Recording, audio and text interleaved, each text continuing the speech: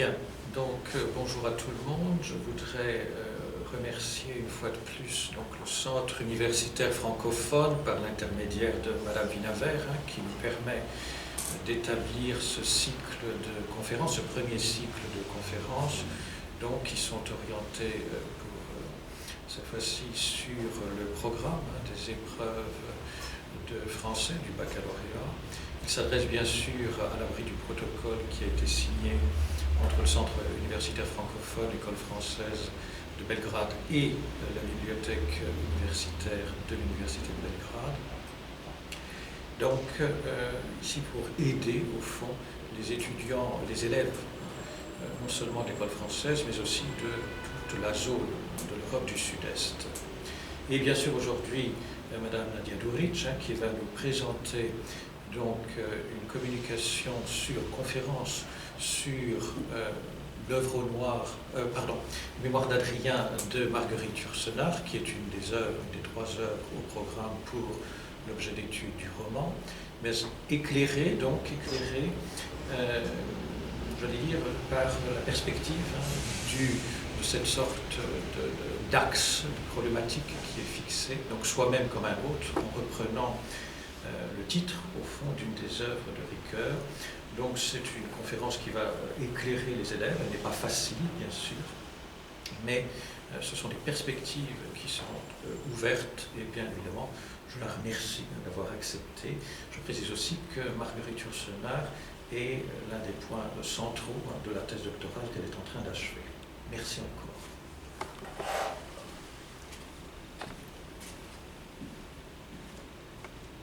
Bonjour encore une fois et merci de ma part à M. Morelas et à Mme Lauer pour cette possibilité de parler de Yourcenar et de Ricoeur dans le cadre de cette conférence. Et donc sans tarder, je commencerai donc avec ma présentation.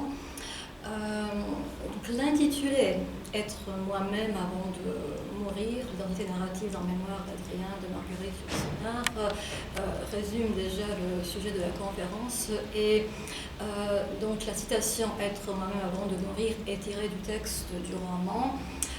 Vous la retrouverez dans le texte à deux occurrences. Et on peut se poser déjà la question « Qu'est-ce que ça veut dire être moi-même avant de mourir ?» Comment cet empereur pourrait-il devenir ce qu'il est? Et cela, c'est déjà un lien qui rapproche Yourcenar et Ricoeur et sa conception de l'identité narrative située entre deux pôles de l'identité, memté et ipséité. Donc, dans le cadre de cette conférence, nous allons étudier justement la possibilité de lire le roman de Yourcenar et parallèlement l'étude de Ricoeur. Et puisqu'il s'agit d'une contribution pédagogique, donc, cette conférence est conçue vraiment de manière à répondre aux besoins des élèves, donc en deux parties. Une première sera consacrée à Ricoeur, à sa réflexion sur la question de l'identité. Et c'est presque une partie donc indépendante. Et dans la deuxième, nous allons justement examiner et étudier le roman dans la perspective d'une application donc, de ces notions ricoeuriennes au texte de Yourcenar. Donc ce sont les deux parties envisagées. En ce qui concerne la première, donc l'identité narrative comme médiation entre identité idem et identité ipsée dans soi-même comme un autre de Paul Ricoeur. Je précise tout de suite que donc, je proposerai un résumé bref, nécessairement simplificateur, d'un sous-ensemble du livre de Ricoeur comprenant la 5e et la 6e étude, et je m'appuierai sur l'édition citée. La 5e étude, intitulée « L'identité personnelle et l'identité narrative », est consacrée essentiellement à la différenciation entre deux pôles de l'identité personnelle, memté et ipséité, ainsi qu'à la question de leur permanence dans le temps, qui est centrale pour Ricoeur. La 6e, le soi et l'identité narrative, poursuit la réflexion entamée en étudiant la notion de l'identité narrative, de sa relation avec l'ipséité et la mêmeté, ainsi que les implications éthiques de la fonction narrative. Alors, dans Soi-même comme un autre, pour aborder le problème de l'identité personnelle, Ricoeur distingue deux significations opposées de l'identité. Identité, idem, donc identité comme mêmeté, du latin idem, être le même. Et identité ipse, donc identité comme ipséité, du latin ipse, être soi-même. Il s'agit de deux types d'interrogations. Dans le premier cas, on se pose la question que suis-je, et dans le deuxième, qui suis-je? Nous allons aborder d'abord l'identité idem, qui comprend plusieurs composantes, qui peut se présenter sous plusieurs formes. D'abord, l'identité numérique, qui signifie unicité et s'oppose ainsi à la pluralité. Donc, s'il s'agit de deux occurrences d'une chose, nous allons dire que c'est une seule et même chose et pas deux choses différentes. Donc, il s'agit de la réidentification du même. La même chose deux fois ou n fois. En revanche, l'identité qualitative désigne la ressemblance extrême. Ricoeur écrit, nous disons de X et Y qu'ils portent le même costume. C'est-à-dire des vêtements tellement semblables qu'il est indifférent qu'on les échange l'un pour l'autre. Donc la différenciation de ces deux composantes n'exclut pas la possibilité de les mettre en relation. Dans la mesure où le temps est impliqué dans la suite des occurrences de la même chose, écrit Ricoeur, la réidentification du même peut susciter l'hésitation, le doute, la contestation. Alors nous n'aurons pas de peine à reconnaître une personne qui nous fait contrer et sortir, mais il est un peu plus difficile lorsqu'il s'agit de comparer une perception présente à un souvenir récent. Ce sont les cas où, par exemple, la victime doit identifier son agresseur par une série de suspects. Et ces difficultés croient avec la distance dans le temps. Et donc l'exemple qu'il donne, c'est celui d'un homme qui est accusé d'être l'auteur d'un crime ancien et on ne sait pas comment déterminer si l'accusé et le coupable sont une seule et même personne. Donc dans ces cas-là, le critère de similitude est insuffisant. Alors un autre critère s'ajoute à celui-ci, c'est celui de la continuité ininterrompue, qui est important dans le cas d'une grande distance dans le temps.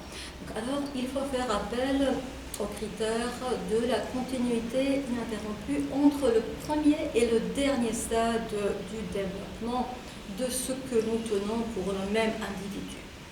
En fait, Ricoeur explique que la croissance ou le vieillissement peuvent être des facteurs de dissemblance, de diversité.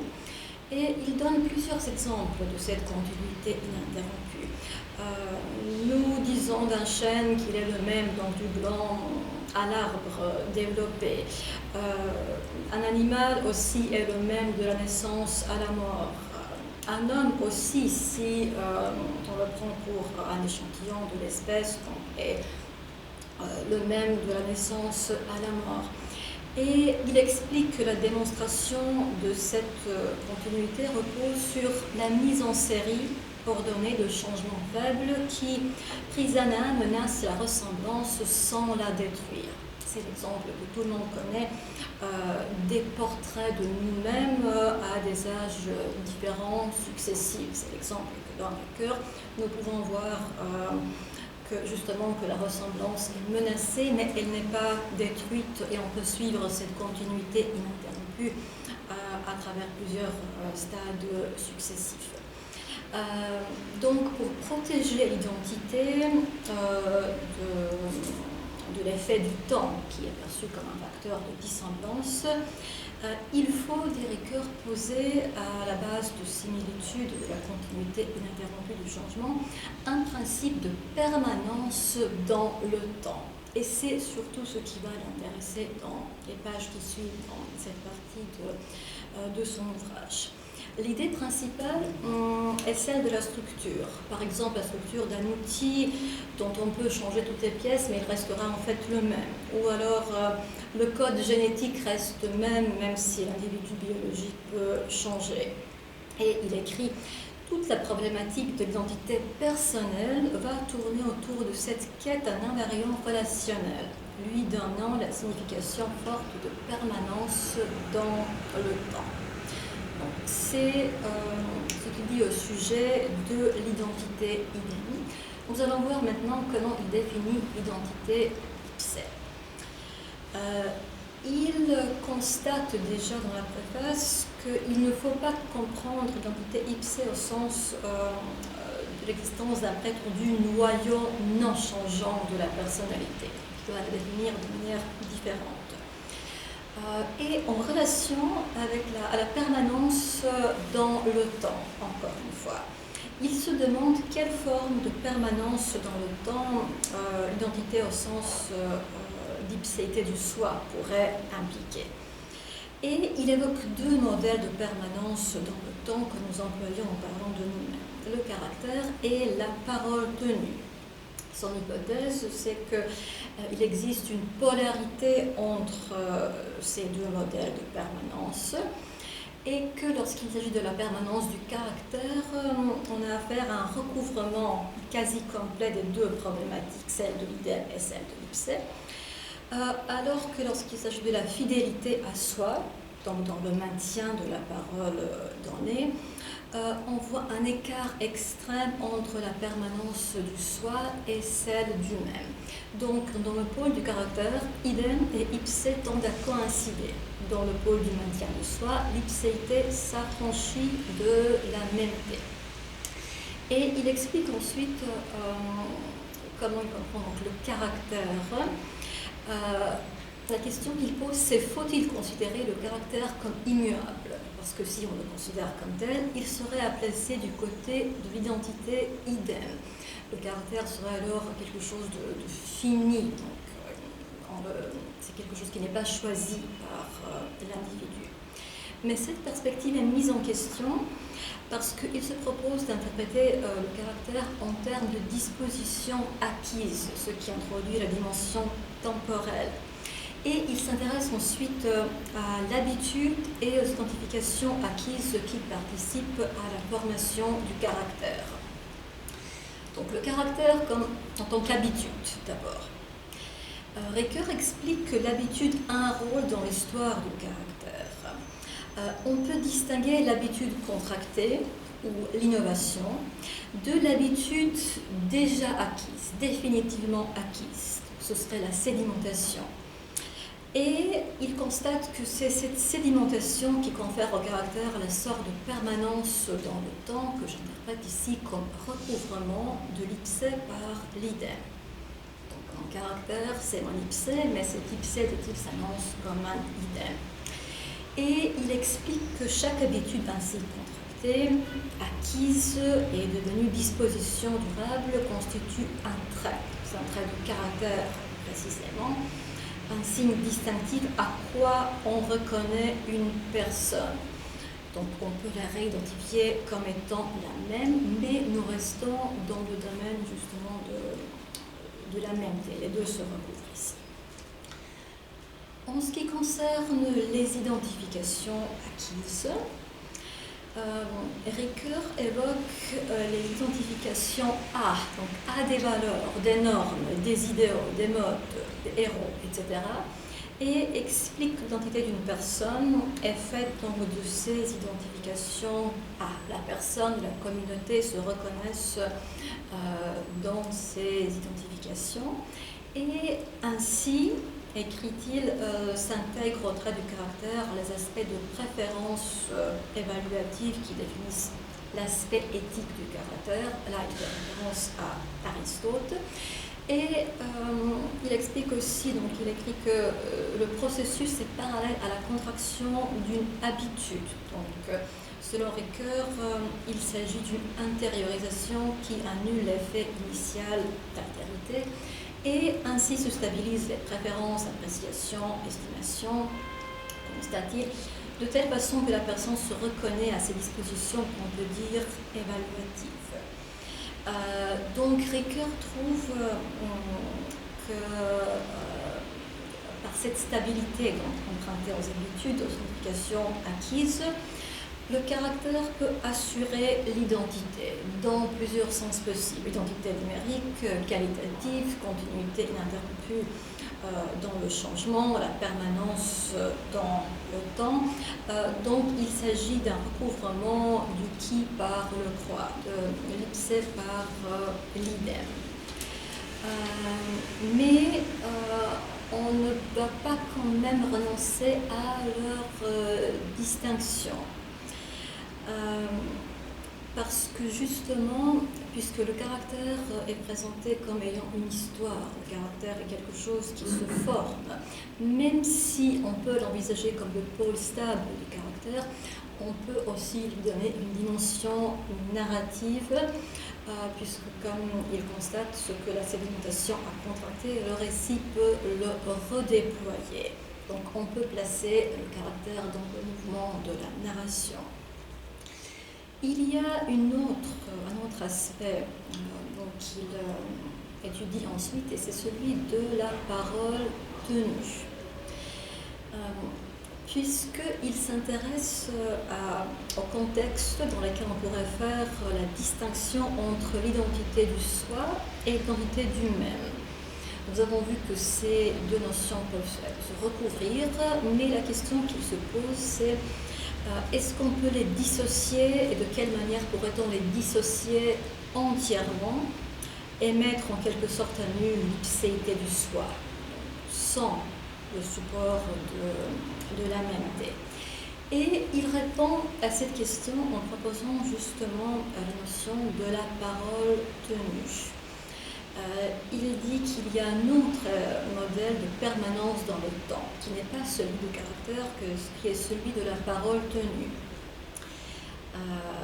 La fidélité donc à la parole donnée.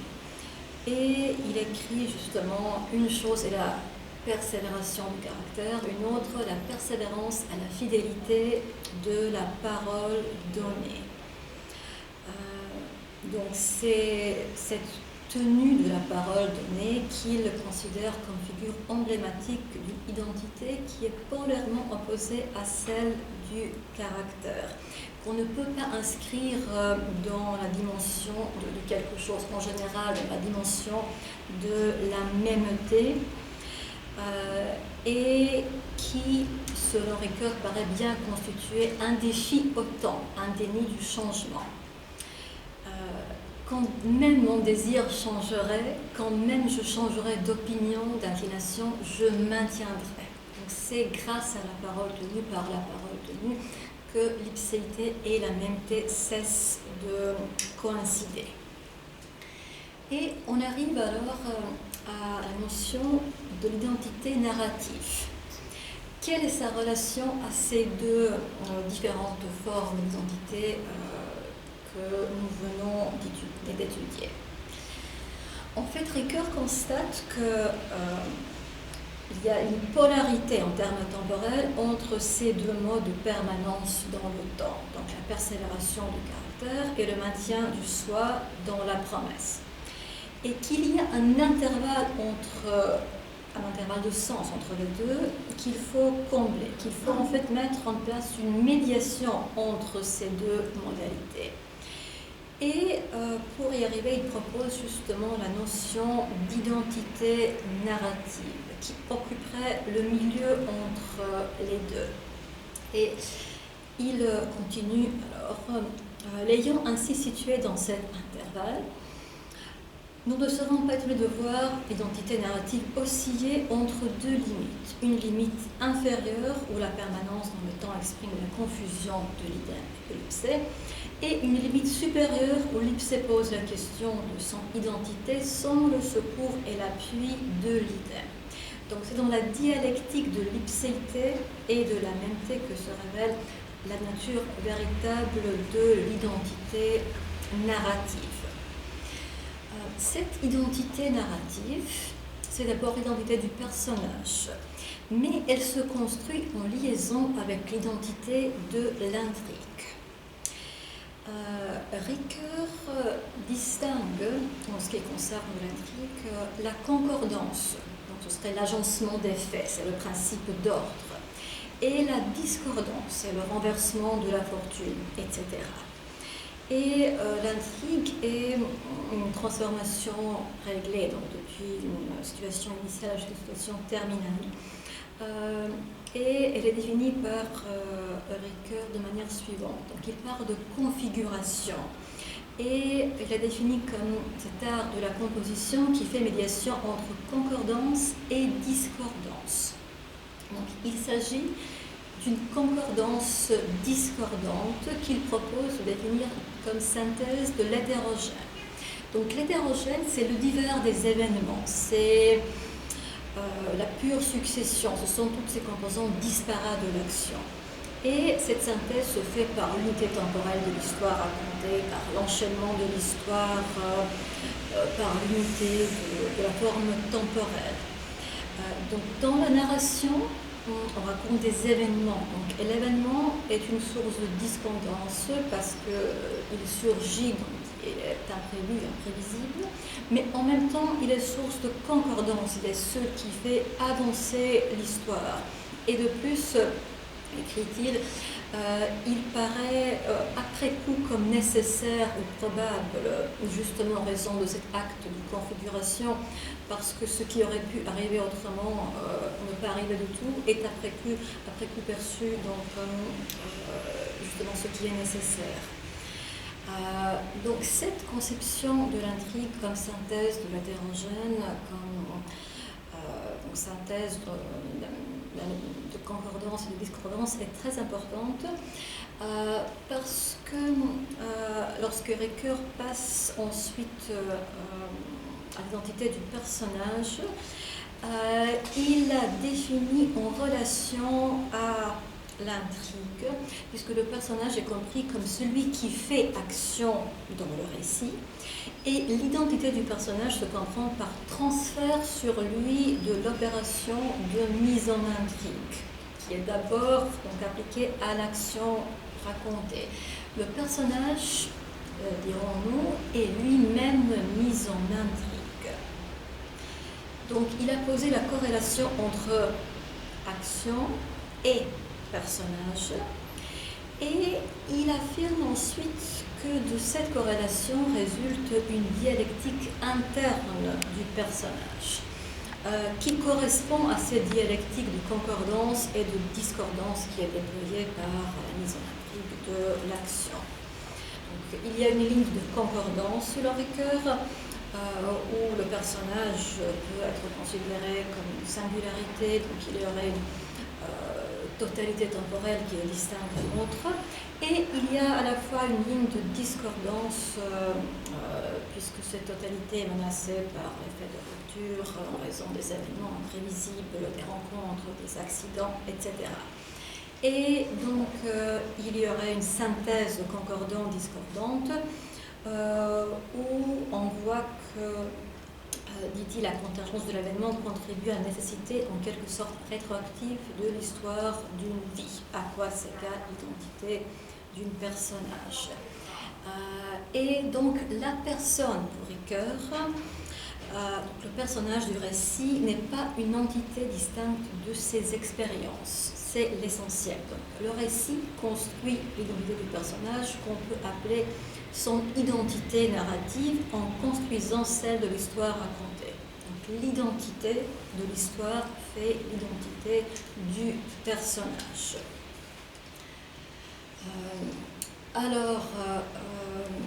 Comment inscrire ces dialectiques de concordance discordante du personnage dans la dialectique de la mêmeté et de l'ipséité?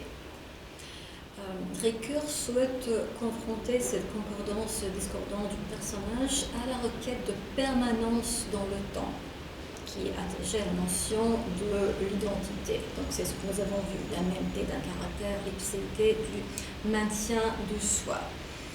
Et cette dialectique s'inscrit dans l'intervalle entre ces deux pôles de la permanence dans le temps et elle fait médiation en fait. Ricoeur trouve que l'identité narrative a une fonction médiatrice entre ces deux pôles, la mémité et l'ipséité, et elle est donc nécessairement attestée par les variations imaginatives auxquelles le récit soumet cette identité.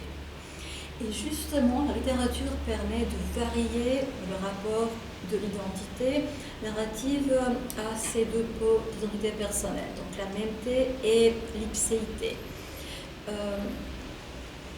Donc la conception du personnage peut varier et être placée dans ce milieu justement plus proche de l'un ou de l'autre pôle. Par exemple, c'est ce que vous pouvez voir dans la deuxième citation, à une extrémité, le personnage peut être identifiable, réidentifiable toujours comme le même. C'est le cas du personnage des contes de fées, du folklore. Ensuite, dans le roman classique, explique-t-il, en citant La Princesse de Clèves, le roman anglais du XVIIIe siècle, et Dostoïevski et Tolstoï, on pourrait placer l'identité du personnage dans cet espace intermédiaire des variations. L'identification du même décroît sans disparaître. Et puis peu à peu, on se rapproche du pôle, de l'autre pôle, justement, du pôle inverse, avec le roman d'apprentissage et plus encore, écrit-il, le roman du courant de conscience. Ici, justement, c'est l'intrigue qui est soumise au personnage. Donc l'identité du personnage échappe au contrôle de l'intrigue, au principe d'ordre, et on atteint le pôle extrême de variation. Le personnage cesse d'être un caractère, constate-t-il. Pour illustrer l'éclipse de l'identité du personnage, il donne l'exemple de L'homme sans qualité de Robert Musil, en ajoutant qu'à la perte de l'identité du personnage correspond ainsi la perte de la configuration du récit et en particulier une crise de la clôture du récit. L'autre pôle, c'est celui où l'ipséité a perdu le support de la mémité. La question suivante qui se pose, c'est celle de la relation entre identité narrative et récit de vie. Et c'est une question qui concerne la portée éthique de cette notion. Il situe l'acte de raconter entre décrire et prescrire et s'interroge justement sur sa portée éthique. Dans une perspective éthique, écrit-il, l'idée d'un rassemblement de la vie en forme de récit est destinée à servir de point d'appui à la visée de la vie bonne. Donc la question rhétorique en fait, parce que il pense que c'est ce qu'il faut faire, c'est comment un sujet d'action pourrait-il donner à sa propre vie prise en entier une qualification éthique si cette vie n'était pas rassemblée, et comment le serait-elle si ce n'est précisément en forme de récit. Donc il faut raconter sa vie pour qu'elle puisse être rassemblée et avoir ainsi une qualification éthique. Et quelle serait alors la contribution de la littérature à l'examen de soi? Comment les expériences de pensée suscitées par la fiction, avec d'autres implications éthiques, contribuent-elles à l'examen de soi-même dans la vie réelle? Alors il pose, et je ne vais pas m'arrêter là-dessus, je vais tout simplement mentionner qu'il envisage plusieurs remarques ou questions qui pourraient être posées à ce sujet et prend l'effort de répondre donc, à toutes ces questions et les remarques éventuelles qui pourraient être posées pour prouver justement qu'on peut évoquer l'identité narrative et la rapprocher donc, des récits de vie que la littérature peut justement servir dans cette perspective-là. Il évoque la problématique du rapport entre auteur, narrateur et personnage. il parle de l'inachèvement narratif de la vie. Donc ce point est intéressant parce qu'il constate qu'on ne peut pas vraiment raconter le début de la vie, rien n'a la valeur du commencement narratif, on n'a pas la mémoire du début et on ne peut pas connaître la fin. Notre mort. Et la littérature, justement, peut nous aider à stabiliser donc, les commencements, à fixer les fins provisoires. Et en ce qui concerne l'enchevêtrement des histoires de vie les unes dans les autres, il constate qu'on peut tracer plusieurs itinéraires de notre propre vie et puis que les histoires vécues des uns sont enchevêtrées dans les histoires des autres, mais il dit que la littérature répond aussi à cette exigence-là parce qu'elle peut enchasser un récit dans l'autre et il se demande même si chaque histoire fictive n'offre pas des modèles d'interaction en faisant affronter les différentes histoires, les multiples protagonistes. Donc, ils arrivent à la conclusion que les récits de vie et les récits littéraires, loin de s'exclure, se complètent en dépit ou à la faveur de leur contraste.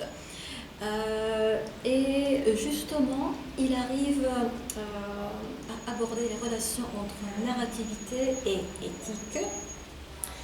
Et il conçoit la littérature comme un vaste laboratoire où sont essayées des estimations, des évaluations, des jugements, d'approbation, de condamnation. Par quoi la narrativité, écrit-il, sert de propédeutique à l'éthique? Quelles sont alors les implications éthiques de la fonction narrative? Alors, brièvement, il dit que le plaisir que nous prenons à suivre le destin des personnages implique que nous suspendions tout jugement moral, mais dans cette enceinte de la fiction, nous ne laissons pas d'écouter de nouvelles manières d'évaluer actions et personnages. Donc finalement, le jugement moral n'est pas aboli, il est plutôt même soumis à des variations imaginatives propres à la fiction. Et donc, il constate que à cette question « Qui es-tu ?» posée par l'autre qui me repère, la réponse « Me voici » dit justement le maintien du soi. Et lorsqu'on oppose, donc en opposant vraiment le maintien de soi au caractère, on a voulu cerner la dimension proprement éthique de l'ipséité sans égard pour la perpétuation du caractère. Donc ce serait la dimension éthique. Et quant à l'identité narrative, il se demande où se situe cette identité sur ce spectre de variation entre le pôle de l'ipséité, même du caractère, et le pôle de pure ipséité du maintien de soi. Et il la place donc dans cette l'entre-deux, en narrativisant la visée de la vraie vie. On peut donner au personnage très aimé et respecté. Donc c'est cette identité narrative qui fait tenir ensemble les deux bouts de la chaîne, la permanence du temps du caractère et celle du maintien de soi. Et même dans les cas de certains romans où on ne peut pas vraiment poser une véritable identité, ou l'identité du personnage est plutôt effacée, où il faut répondre à la question comment maintenir au plan éthique un soi qui, au plan narratif, paraît s'effacer. Ricoeur trouve que même lorsque ce « me voici » est douteux, qu'on peut toujours poser la question, mais on la pose sous une forme différente. Donc la question à poser, ce serait « Qui suis-je, moi, si versatile pour que néanmoins tu comptes sur moi ?» Donc il y a toujours la possibilité de poser cette question. Et pour cette philosophie de l'ipséité, la possession donc, de ses propres pensée, action, passion n'est pas ce qui importe. Il est plutôt question d'une dialectique de possession et de dépossession, comme il écrit, de l'affirmation de soi et de l'effacement de soi. Donc nous avons, dans cette première partie, poser les bases de la réflexion ricoeurienne. Nous allons évoquer les notions les plus importantes, celles de la mêmeté, de l'ipséité et de l'identité narrative. Nous allons voir maintenant comment on peut appliquer dans cette réflexion ricoeurienne le roman de Yourcenar. Cette deuxième partie est intitulée « Adrien par lui-même, donner une forme à sa vie ». Et pour le roman de Yourcenar, toutes les références se rapportent à l'édition citée. Donc la théorie de l'identité narrative telle que la formulait Ricoeur est applicable à n'importe quelle fiction narrative. C'est l'enjeu même de la notion. Notre tâche maintenant sera de mener une lecture parallèle de l'étude de Ricoeur et du roman de Yourcenar, dont le but serait non seulement de prouver que le texte est susceptible d'illustrer le propos théorique, mais surtout d'examiner comment s'établit la dialectique de l'idem et de l'ipsé dans le cas du personnage d'Adrien. Nous allons passer en revue, donc voir justement comment évolue le personnage d'Adrien par rapport à ses pôles d'identité que nous avons déjà évoqués. Mais avant, et en guise de transition, pour passer de Ricoeur à Yourcenar, nous allons d'abord évoquer la conception du personnage et de la personne de Marguerite Yourcenar. Voici comment elle réfléchit à l'identité du personnage, c'est-à-dire de l'être humain, dans l'interview qu'elle donne à Patrick de Rosebourg, donc publiée dans l'entretien radiophonique avec Marguerite Yourcenar. Voilà ce qu'il dit. En effet, qu'est-ce que c'est qu'un personnage, ou plus clairement, qu'est-ce que c'est qu'un être humain?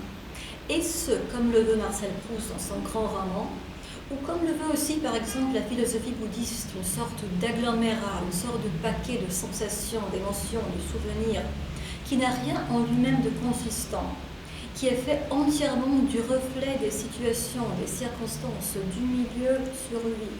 Ou est-ce au contraire, comme chez les grands tragiques grecs ou dans les poètes tragiques français du XVIIe siècle, comme chez Corneille, un noyau solide représentant une sorte d'entité presque inaltérable qui s'oppose au reste du monde et résiste aux circonstances?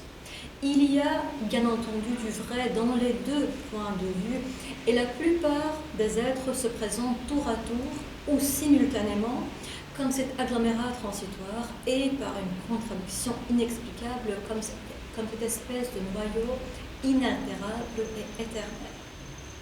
Donc si nous souhaitons rapprocher la réflexion théorique de Ricoeur et les variations imaginatives du récit de Yourcenar, cette citation nous met déjà sur la bonne voie. Nous pouvons constater que Yourcenar pense l'être humain dans son dédoublement, qui, s'il ne correspond pas de manière exacte à l'opposition entre l'identité idem et l'ipsé, reste pourtant centré sur la notion de la permanence dans le temps, si importante dans soi même comme un autre. Les notions de solidité, de consistance, de caractère inaltérable sont opposées à la conception d'agglomérat transitoire, d'un être qui est traversé par ses expériences, reflet pur de ce qui l'entoure et de ce qui lui arrive. Comme Ricoeur, Yourcenar imagine que l'identité s'élabore entre ces deux pôles opposés, ou même dans leur présence simultanée. Le noyau solide se rapprocherait davantage de la mêmeté, mais l'évocation de sa résistance suggère l'ipséité. L'image de l'agglomérat, dans la mesure où elle ne donne avoir aucune identité précise, peut faire penser à la dissolution de l'identité évoquée par Ricoeur. Donc, sans évoquer les notions comparables à celles de mêmeté et d'ipséité, Yourcenar pense l'identité comme dialectique. Elle s'intéresse à la question de sa permanence dans le temps. Elle élabore des oppositions entre ordre et chaos, entre identité solide et sa dissolution, qui correspondent structurellement à l'opposition entre concordance et discordance proposée par Ricoeur. Alors, il est clair qu'elle ne va pas évoquer toutes ces variations possibles de la question de l'identité en parlant par la voix d'Adrien, donc vu l'époque historique en question, mais quand même on retrouve cette dialectique dans le monde même du roman dans une vision de la vie et de l'histoire, dans l'opposition entre l'ordre et le désordre. Alors bien qu'il soit nécessairement simplificateur de proposer une opposition principale autour de laquelle s'organiserait le riche réseau de signification des mémoires d'Adrien, nous pouvons quand même poser comme essentielle la polarité entre ordre et désordre, dont témoigne de façon évidente l'évocation du mythe des titans vaincus. Voilà comment l'explique Adrien. Je retrouvais dans ce mythe placé aux confins du monde la théorie des philosophes que j'avais faite mienne. Chaque homme a éternellement à choisir au cours de sa vie brève entre l'espoir infatigable et la sage absence d'espérance, entre les délices du chaos et celles de la stabilité, entre le titan et l'olympien, à choisir entre eux ou à réussir à les accorder un jour l'un à l'autre. L'évocation du mythe donne l'occasion de définir l'homme comme un être tiraillé, abritant d'un côté le rêve, l'angoisse, la violence, et de l'autre la sagesse et la stabilité. Au premier abord, Adrien est le représentant de l'ordre, qui règne dans sa vie et qu'il tâche d'introduire dans toutes les régions de son empire, ainsi que dans tous les domaines d'activité de ses sujets. Il professe sa haine du désordre, rêve d'une souveraineté olympienne. Il loue les disciplines grecques en affirmant que tout ce qui en nous est humain, ordonné et lucide nous vient d'elles. Mais lorsqu'il constate que les deux pôles opposés ne le sont pas irrévocablement, car il est possible de chercher à les accorder, il définit justement sa propre voie. Adrien rejette les doctrines et la pensée de système et préfère adopter une posture de lucidité qui reste toujours proche de la vie. Il incarne de manière consciente le modèle olympien, mais il ne sera pas exempt des éruptions du désordre, ni dans sa vie privée, avec le suicide d'Antinous, ni dans sa vie politique, avec la guerre de Palestine notamment. Il ne saurait nier que ce désordre qu'il s'efforce de combattre est inhérent à la vie elle-même. Ce projet, dit-il, il s'agit des chroniques de Phlégon, m'inspira l'envie de rouvrir les historiens d'autrefois. Leur œuvre, commentée par ma propre expérience, m'emplit d'idées sombres. L'énergie et la bonne volonté de chaque homme d'État semblent peu de choses en présence de ce déroulement à la fois fortuit et fatal, de ce torrent d'occurrences trop confuses pour être prévues, dirigées ou jugées. Donc l'ordre est défait par le désordre. Le désordre s'intègre à l'ordre. C'est ce qu'il affirme en traitant de l'astronomie. La relation est finalement dialectique.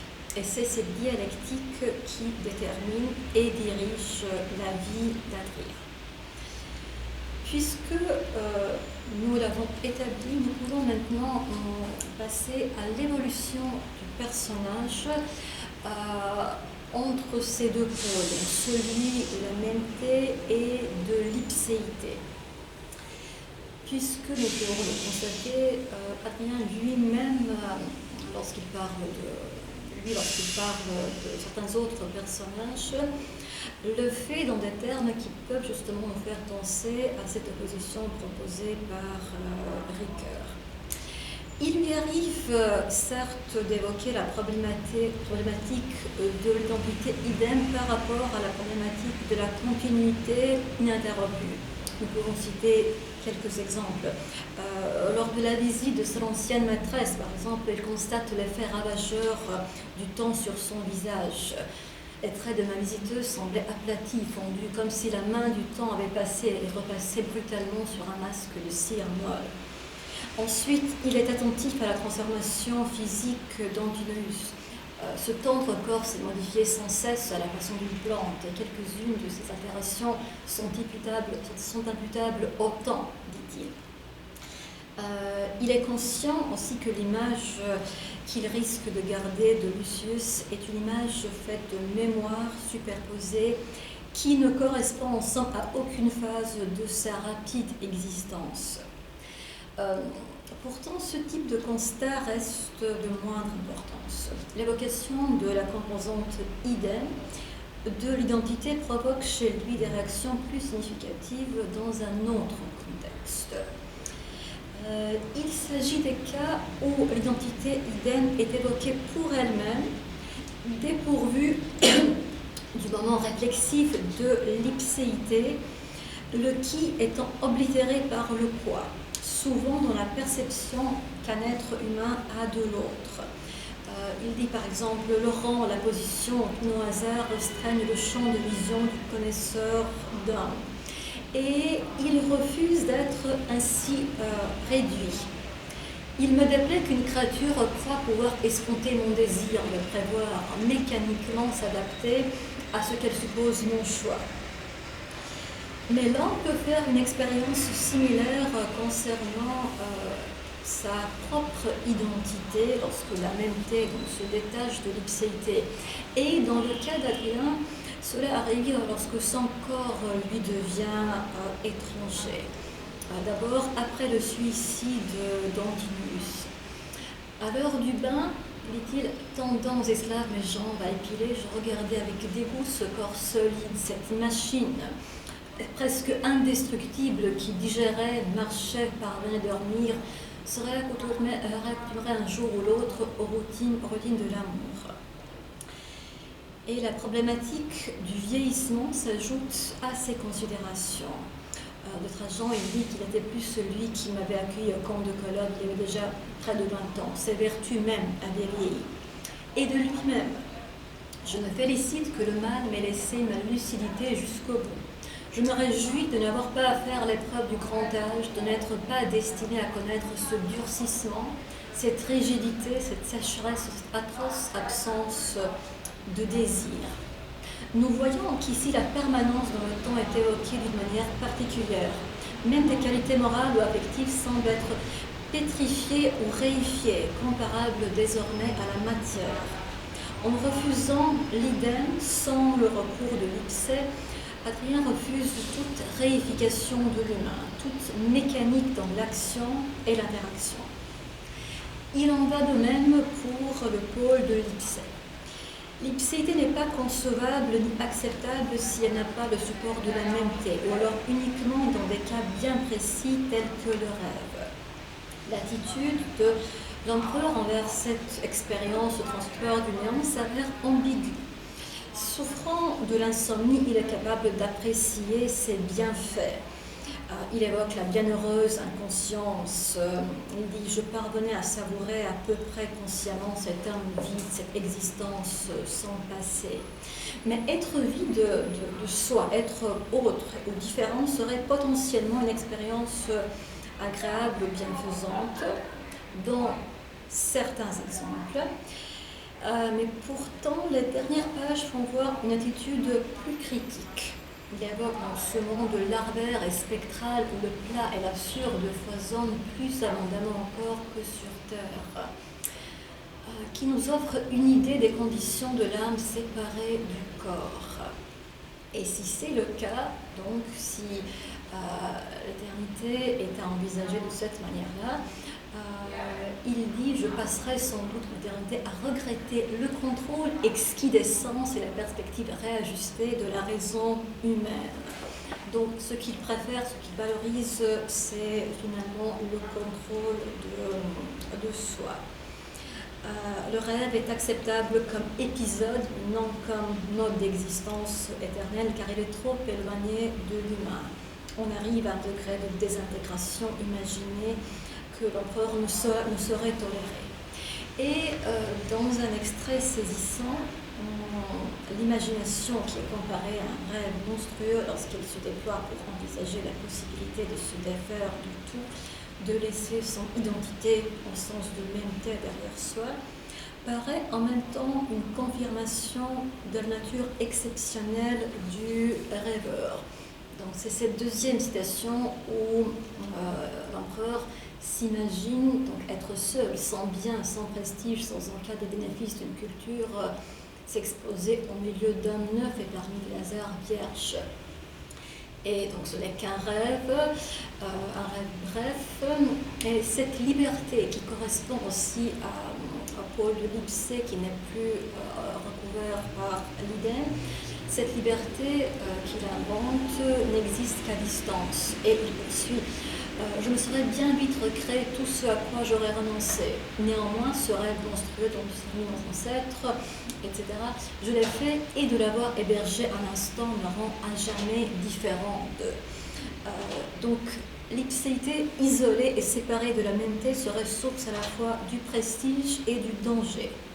Ainsi, dans les mémoires d'Adrien, les deux extrêmes sont évoqués pour être observés et rejetés. Le sujet se construit, comme chez Ricoeur, dans l'espace médian, dans l'espace du milieu, celui où l'idem et l'ipsé entrent en relation.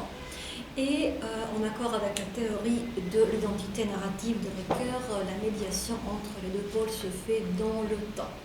Ainsi procéderons-nous à l'étude de la construction identitaire du personnage de l'empereur en suivant le mouvement de la narration. À l'opposition entre ordre et désordre déjà évoquée se joint celle entre la forme et son contraire. Adrien est tenté par l'informe, ce qui explique aussi sa préférence pour la culture grecque, qui a inventé la seule culture, dit-il, qui se soit un jour séparée du monstrueux, de l'informe, de Bibambile, qui a inventé une définition de la méthode.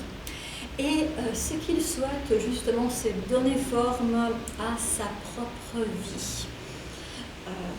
Quand je considère ma vie, je suis épouvantée de la trouver informe, ou encore, au plus profond, ma connaissance de moi-même est obscure, intérieure, informulée, secrète comme une complicité. Il y a une hantise de l'informe, un besoin de donner forme, qui renvoie à la synthèse de l'hétérogène, à l'acte de configuration tel qu'il est défini par Ricoeur. Et c'est Adrien qui offre à Adrien, en interprétant la vie de l'empereur selon les modèles mythiques dans la lettre sur l'île d'Achille, la possibilité de le faire. Vu par lui, l'aventure de mon existence prend un sens, s'organise comme dans un poème. Il me renvoie une image de ma vie telle que j'aurais voulu qu'elle fût. Mais cette configuration ne saurait suffire et Adrien décide de faire à son successeur le récit de sa propre vie. Je compte sur cet examen des faits pour me définir, me juger peut-être, ou tout au moins pour me mieux connaître avant de mourir, écrit-il. Se connaître par l'écriture signifie se construire ou se reconstruire une dernière fois. Comme le veut Ricoeur, Adrien se trouve dans une situation qui lui permet de raconter sa vie comme une totalité et de pallier l'inachèvement narratif de la vie. Et on peut suivre ainsi les étapes de ce parcours identitaire. À commencer par la jeunesse qui est encore la période où règne l'informe. Le peu d'attrait que présente la jeunesse aux yeux d'Adrien s'explique justement par la primauté de l'identité idem sur l'identité ipsé. Naître est moins important que naître à soi. Le véritable lieu de naissance est celui où on a porté pour la première fois un coup d'œil intelligent sur soi-même. Mais devenir soi-même prend du temps, et la jeunesse est une période opaque, informe, fuyante et fragile, dit-il. Et il ajoute, en ce qui me concerne, j'étais à peu près à 20 ans ce que je suis aujourd'hui, mais je l'étais sans consistance. Tout en moi n'était pas mauvais, mais tout pouvait l'être. Le bon ou le meilleur étayait le pire. La jeunesse est donc le royaume de l'informe, de l'inconsistant, où le soi n'est pas suffisamment développé. On se tourne alors vers l'autre pour l'imiter, dans l'espoir de ressembler aux autres. J'émoussais ou j'aiguisais ma nature, constate Adrien. La deuxième partie du livre raconte justement l'émergence d'un caractère qui se forme au gré des expériences. Lorsque Ricoeur aborde la formation du caractère, il la met en relation avec les habitudes contractées ou acquises. Le passage de l'habitude contractée à l'habitude acquise marque le recouvrement de l'ipsé par l'idem, car le premier sous-entend l'impact d'un événement, d'une expérience, d'un choix, alors que dans le deuxième, l'élément réflexif s'efface, les traits au comportement typique se voient rangés du côté du quoi. Et quant à Yourcenar, dans un premier temps, elle décrit la contraction des habitudes, des dispositions qui vont devenir les traits du caractère. Adrien prend ses habitudes et fait ses apprentissages. Lentement, je l'habituais au dénuement pour lui-même, dit-il. Ou encore, il évoque cette scène où seul dans la chambre, essayant mes effets devant le miroir, je me sentais empereur. En vérité, j'apprenais à l'être. Et l'étude du grec est aussi perçue dans cette perspective-là. Il constate justement qu'il y avait le sentiment d'un choix aussi délibéré et aussi volontaire que l'amour. Donc nous voyons comment se sont formés et les goûts et les attitudes qui seront présentées par la suite comme stables. Il en va de même pour la valorisation de la culture grecque. Donc il se souvient de cette époque où il a commencé à étudier le grec. Et donc ce qui était à l'époque un choix, une préférence, déterminera plus tard sa politique culturelle. Mais ces dispositions, une fois acquises, le caractère une fois formé, la mêmeté semble assujettir l'ipséité. Or, il n'en est rien dans le programme de vie d'Adrien qui s'invente une technique pour établir et sauvegarder l'équilibre entre les deux. Et il est question maintenant pour lui de devenir soi-même. Donc il est question d'une technique basée sur l'union de la liberté et de la discipline. Donc, il écrit « Je voulais trouver la charnière entre volonté s'articule au destin, où la discipline seconde, au lieu de la freiner, la nature ». Et il décrit en détail sa pratique de la liberté dans ses diverses formes et modalités qu'il atteint grâce à la discipline. Et s'il arrive à s'accepter soi-même grâce à cette technique, c'est qu'elle permet de poser le juste moyen entre l'idem et l'ipsé. Il n'y a plus de différence entre ce que je suis et qui je suis. Il dit « je choisissais ce que j'avais, m'obligeant seulement à l'avoir totalement et à le goûter le mieux possible. » L'ipséité, le pôle réflexif, présence de soi à soi, est active, mais il n'y a pourtant pas de clivage, le divorce entre ipsé et idem. Je ne voudrais pas être autre chose que ce que je suis. Et il déclare « La vie n'est qu'un cheval dont on épouse les mouvements, mais après l'avoir de son mieux dressé. » Cette étape n'est pourtant pas la dernière. Sa vie de jeune officier exige de lui de jouer d'autres rôles, de s'adapter à d'autres tâches. Et il évoque toute une série de personnages qui l'abritent, c'est la citation à page 66, et qui pourraient faire penser que l'équilibre est compromis, mais de nouveau la maîtrise de soi-même est restaurée. Et il y a ce personnage de directeur de troupe qui entre en fonction, donc le directeur en scène qui va diriger les autres acteurs et donc il dit à la constate à la longue de mes actes me formaient. Et une autre caractéristique importante du personnage, c'est la maîtrise de soi qu'il gardera dans presque toutes les circonstances. Cette maîtrise est déjà un exercice de pouvoir portant uniquement sur soi-même. Mais pour Adrien, donc la technique d'un libre, la discipline et la maîtrise de soi ne sont que des travaux de préparation. Celui qui trouve que ses actes le forment a besoin de faire d'autres actes qui seuls lui permettraient de se réaliser. Donc il a besoin de conquérir sa propre histoire.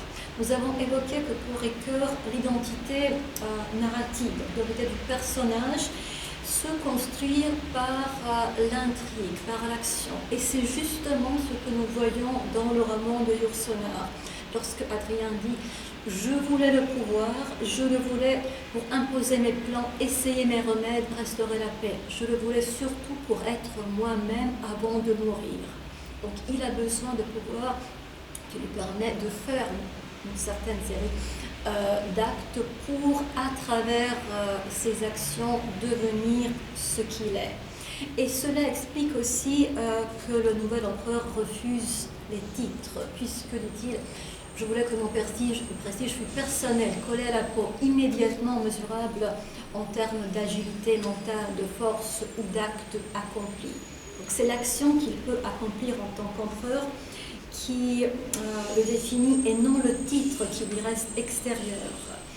Et ce que Yourcenar décrit ensuite est une des rares occurrences de la parfaite harmonie entre les capacités d'un homme, sa volonté d'agir et ses circonstances.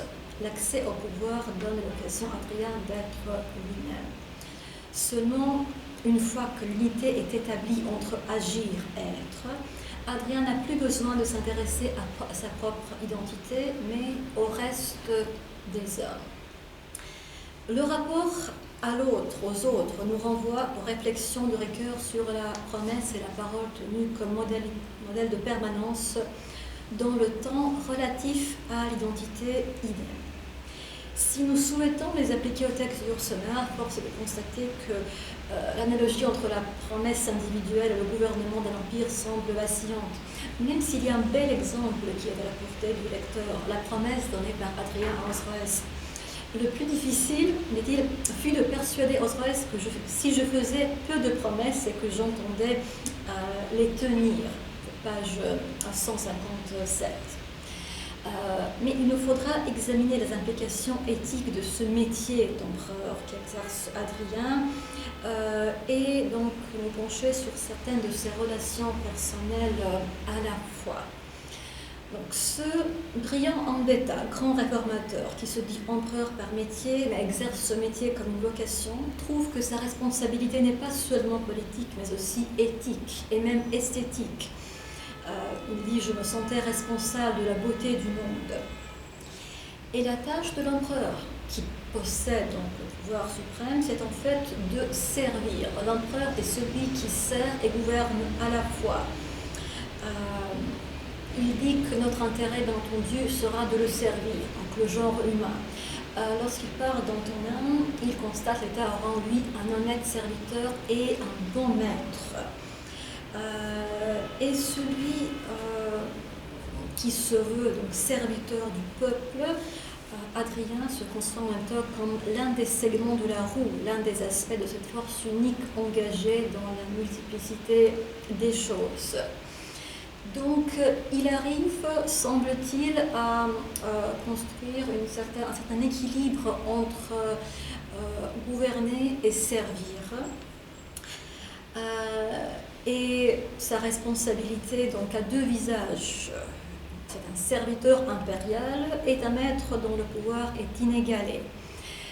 Et en ce qui concerne son rôle d'empereur, cet équilibre semble fonctionner. Mais il en va de manière différente lorsqu'il est question de certaines des relations qu'il entretient. Parce qu'en fait, l'autre est toujours un être gouverné ou dominé. L'amitié avec Plotine, sincère et harmonieuse, n'en est pourtant pas touchée. Quant au mariage à Sabine, c'est une affaire d'État, il est géré comme tel. Mais Attianus, le tuteur, est sacrifié aux raisons d'État. Et surtout, la relation avec Antinous est à la fois une passion et une relation de pouvoir. Et c'est là que le maintien d'équilibre s'avérera problématique. Je n'ai été maître absolu qu'une seule fois, dit-il, et d'un seul être. Et dans les termes ricoeuriens, en ce qui concerne la parole donnée à Antinous, Adrien n'a pas vraiment été fidèle à la parole donnée. Puisque dans le cas, lorsqu'il s'agit d'Adrien en tant qu'empereur, la parole donnée concernait tous ces êtres dont les histoires sont enchevêtrées dans la sienne, du fait même de son statut. Il est leur maître pour les servir. Mais Antinous n'est pas perçu de cette manière. Donc le jeune favori est comparé à un beau lévrier, à un jeune faon, et il prend finalement la place du faucon sacrifié. Et nous voyons justement que le suicide du favori est un véritable événement, source majeure de discordance dans le récit. Adrien se sent fautif, mais il souhaite lui laisser le mérite de sa propre mort pour éviter de le réduire en proportion d'une statuette de cire qu'il aurait pétrie. Et en parlant de sa douleur, il passe à la troisième personne du singulier, réservé d'habitude au rôle qu'il jouait dans sa jeunesse. Le Zeus olympien, le maître de tout, le sauveur du monde, s'effondrèrent et il n'y eut plus qu'un homme à cheveux gris sanglotant sur le pont d'une barque. Donc nous le voyons maintenant défait, l'identité de l'empereur qui est défaite par l'événement du suicide, qui est lui-même le résultat de ce manque donc, dans le rapport au favori, justement parce qu'il n'a pas été vraiment, pour utiliser le terme de Ricoeur, entièrement fidèle à la parole donnée à Antinous. Et il s'isole ensuite dans une fidélité symbolique à l'être aimé qui sera désormais objet de culte.